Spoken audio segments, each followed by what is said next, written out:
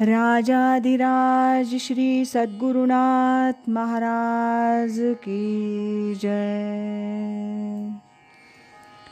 तीर्थस्वरूप परमपूज्य श्री रामराय गोविंद केळकर तथा श्री दासराम महाराज यांच्या वचनांवर आधारित श्री दादांचेच अंतरंग सत्शिष्य ना गोखले यांनी लिहिलेल्या नित्य नवा दिस जागृतीचा या ग्रंथातील आज ऐकूया 25 मार्च या दिवशीचं चिंतन. देहाच्या अनुषंगानं जे घडतं ते सारं पापच आहे. जन्माचे ते मूळ पाहिले शोधून दुःखासी कारण जन्म घ्यावा.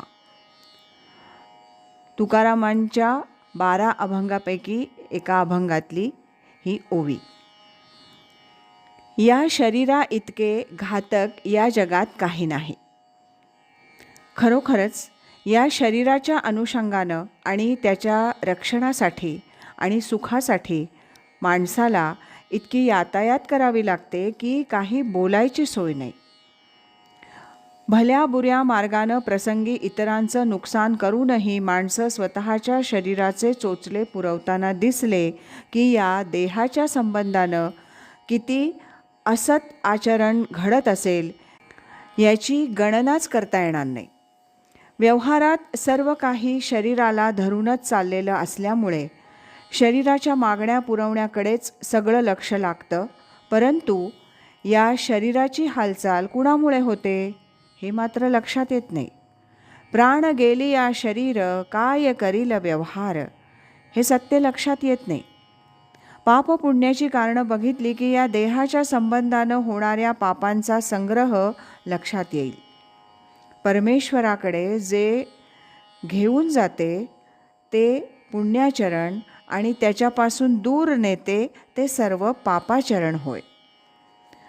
परमपूज्य मामांनी केलेली पापपुण्याची व्याख्या बघितली की हे लगेच लक्षात येईल. पुण्य ते नाम आणि अनाम ते पाप. या शरीरात असणाऱ्या नामाकडे जर लक्ष जात नसेल तर मग ते पापाचरण नव्हे काय. कमी जास्त काही अनित्यता नाही स्फुरत असे देही अखंडित. ते नाम विसरून जाऊन भलत्याच व्यवहारात शरीर गुंतवलं तर काय होणार.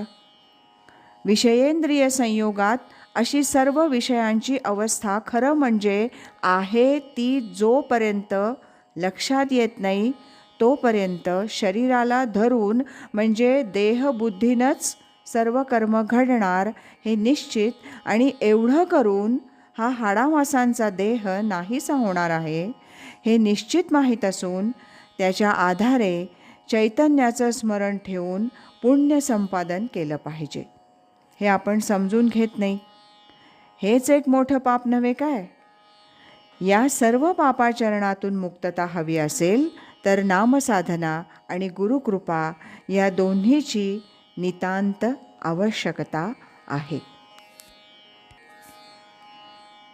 राजाधिराज श्री सद्गुरुनाथ महाराज की जय.